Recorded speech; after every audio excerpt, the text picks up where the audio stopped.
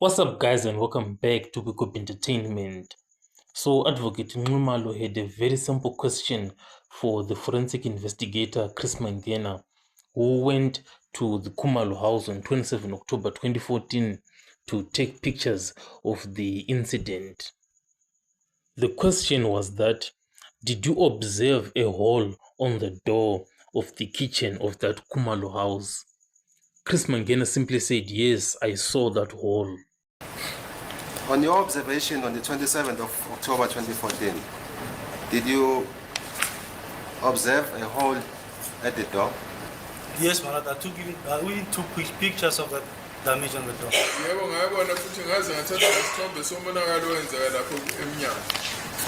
Can we go to photo 12 of exhibit X13A? From that photo, that is photo 12 of exhibit X13A, where did you see the hole, Lieutenant Colonel? The bullet hole. Yes, the bullet hole. There's your bullet hole.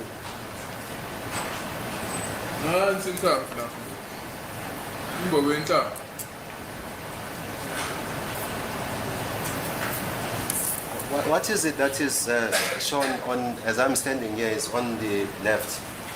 On the left. This one. No, as I'm standing here, it's on the left. On the left. Yes. Oh, this? Yes, yes. Not that one. Are we referring to this? Not the whole thing. Just opposite the damage which you refer to as the hole that you.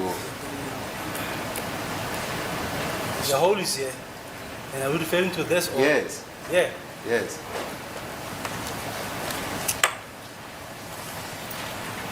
Malot, what transpired there is the bullet hit the door at an angle. So it did not go through because it's an angle. It deflects. It's like it's bouncing on the wall and deviating. So there, it's where it exited, pushing part of the wood, the splinters, these ones, pushing them from inside, outside. That's why now they are coming out to it. So it got between these splinters there, and it deflected from there and pushed them from inside outside. So there you can see it for yourself. Chris Mangena, the forensic investigator there, switching sides very, very quickly after failing to identify the hole on the door. But what is actually surprising is that he was very confident in his position that there is indeed a hole on that door. When the picture gets put on the screen and he is told to identify the hole, he fails to find it.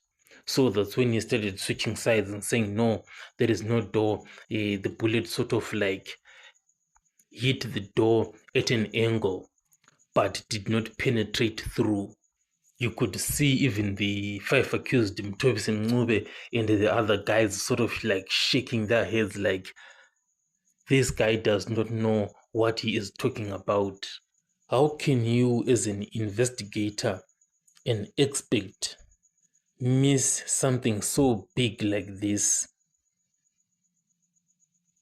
Because when these forensic experts are actually like called to go to these crime scenes, they are actually expected to identify and actually officially record some of these main issues. And at the Khumalo house, there were 2 impacts. There was an impact on the kitchen door and also on the floor. It's not like there were 50 of these impacts, just 2 of them. And he fails to give a proper testimony while he's in court. It's just unacceptable. But of course, an expert like Chris Mangena can be allowed sometimes to sort of like adjust their testimony if they are confronted with inconsistencies like these. And here it is exactly one point where Chris Mangena has just been outright exposed and he was forced to adjust his testimony.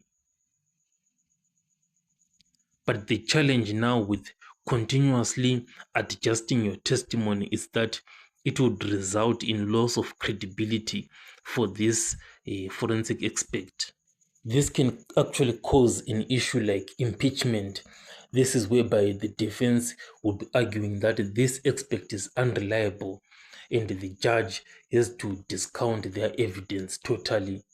Because the challenge with Chris Mangena is that this is not the first time of us seeing him adjusting his testimony and like having so many questionable points on so much of his testimony. Because here Chris Mangena is facing like an ethical concern whereby he is more like giving a testimony which is appearing as if it is benefiting one side, and he may actually face like professional consequences, because you can't just be giving a testimony like that. Maybe this was a genuine mistake, because we are all human beings and Chris Mangena is a human being.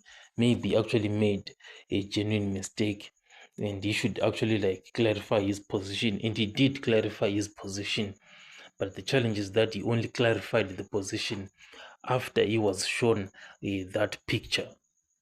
But the challenge that I have now with Advocate Nxumalo is that he did not keep on pressing this forensic expert Chris Mangena, because after exposing him that there was no hole on that kitchen door, Advocate Nxumalo should have gone further to return back to his answer and say, but initially you said there was a hole. Why now are you saying there is no hole? Chris Mangena, the forensic expert, definitely should have been asked that question, and we wanted to hear what his response was. Because the defense during this cross-examination, it is like a role to sort of discredit the expert's testimony and more of like exposing their inconsistencies. And this was definitely an opportunity for the defense to try and achieve that. But unfortunately, this was just an opportunity which went begging away. But the good thing, however, is that Judge Rata himself, he is a good listener. And you'll be listening and hearing and seeing all of these inconsistencies in the testimony of Chris Mangena, and seeing how much he is being exposed. Because whenever like this cross-examination is happening, you can definitely see Judge Rata taking down notes and points of what exactly is happening. And when he gives his final ruling, he is going to be taking into account all of this. So this was very, very important for the defense to expose Chris Mangena here, because had he been allowed to continue with his testimony of saying that he indeed saw that hole on the kitchen door, he'll be strengthening the case of the state that there was an intruder and there was this shot that occurred. So this was very, very important for this part to be exposed and this inconsistency to be revealed, because Chris Mangena will be leaning with the state, and as an expert he is not allowed to do that. What he should be doing is to simply provide objective evidence.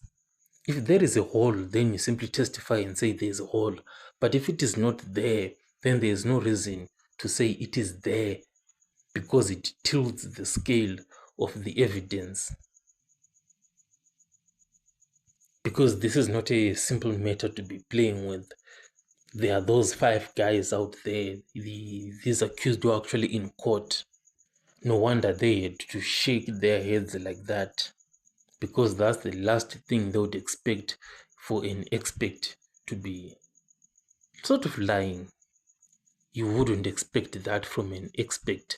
And going forward, we definitely expect Chris Mangena to be doing much, much better. So tell me what you think in the comment section about the testimony from Chris Mangena. I'll be catching you guys on the next one.